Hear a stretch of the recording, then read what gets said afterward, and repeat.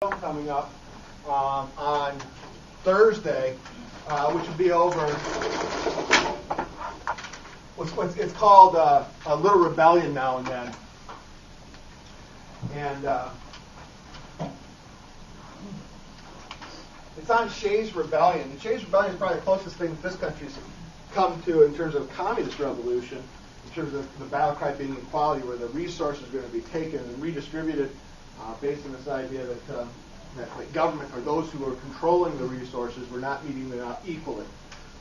But before we even get to Shays' Rebellion, we kind of got to go through a little bit of history to get to what we call a confederal system under the Articles of Confederation, and then eventually to what we have today, which is called a federal system of government, and that relationship.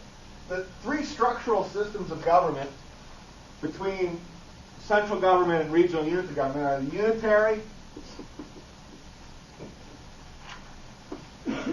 what we call a confederal system or a confederacy, confederal, and then a federal system. Now these are the three systems, again, the relationship between a centralized government and then regional units of government. A unitary system, uni as in one, right? Unitary, one. There's one dictating entity, one strong central government that dictates down, right, to its regional units of government.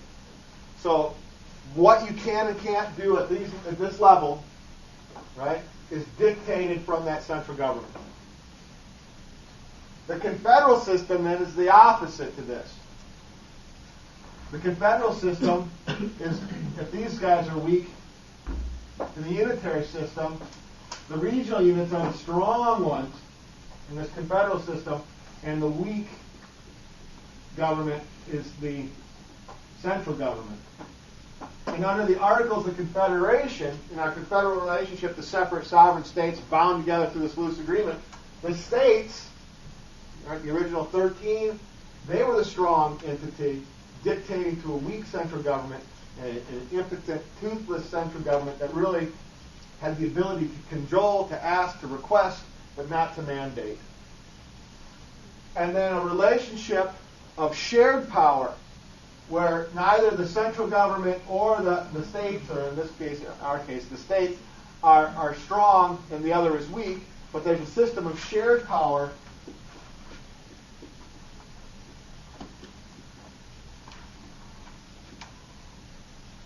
that's a federal system, the system we're in today, where the central government is strong in certain areas and the states are strong in others. And we'll talk about that on paper versus how it's actually practiced. But that is a federal system. Okay, so a unitary system, one strong central government dictating down to regional units. In the case, in terms of history, right, from England, from the empire to the colonies. England told the colonies what to do. Under the Articles of Confederation, the once colonies, now separate sovereign states, dictated to the central government what it could or couldn't do. It was one way. And then the federal system is the system of shared power. A little history here. True, really, of any colonial system, true of any imperial system, is this unitary relationship where, by its very nature, you sow the seeds of revolution. By the very nature of a unitary system, a colonial system, you sow the seeds of revolution, because if you take England and you take the colonies, any of the colonies, here, this is Michigan, you are here, that helps you. Okay. And then you have England. What you, by its very nature of colonization, is what you're saying is we colonize for the betterment of the homeland. We conquer and colonize and control not for the colony's sake, but for the strength and the viability of the homeland. And that mentality creates homeland first, colony second relationship. So you have first-class citizens and second-class citizens. And by that very structure, you create this idea that, hey, We want to be first-class citizens. We want to be equal. We want to be treated as equal, but by its very nature, you don't have that equality. And that's, again, what breeds revolution. Equality, equality, the argument for equality. Okay? Go back even further. The Americas, this North American, South American continent, were discovered. Understand that there are already Native Americans here. It's hard to discover something that an individual is already residing, but it was new to the Europeans. It was discovered not purely on adventure, but really on, well, to a degree on accident. Yeah, accident. But the motive that led to the discovery was money. That's right. Was profit.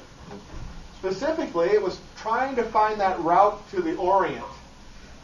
You know, this crazy idea that the world's round, not flat, would mean that if I sailed off, and we'll make this Europe, and you can tell this is Europe because there's a boot.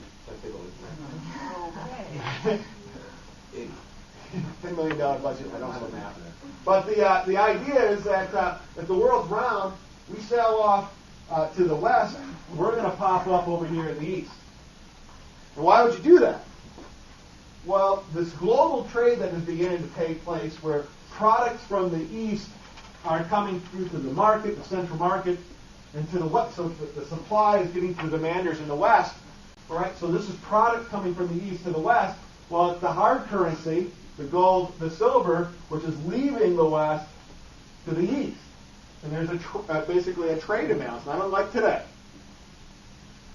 And the idea behind sailing around the world, right, with one boat, would get that product from the east to the west cheaper than taking it overland.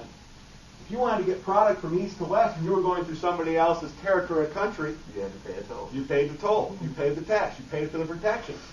Not only that, the spice route, the silk route, these different routes, well known. Very simple. If I wanted to take what you had, I just set up camp right here along this route. Okay, so just the ability to get it from point A just to the market had a high cost attached to it. Now you're talking wholesale or retail. So the market adds its increase, and then eventually it gets to the parts west. Not trying to get an idea, man. So they were looking actually for free trade. Well, free trade, yeah, to a degree. Free trade in the concept that it was going to be more free to them. Yeah. You were going to cut out all these middlemen. You were going to cut out the added cost of the land pirates.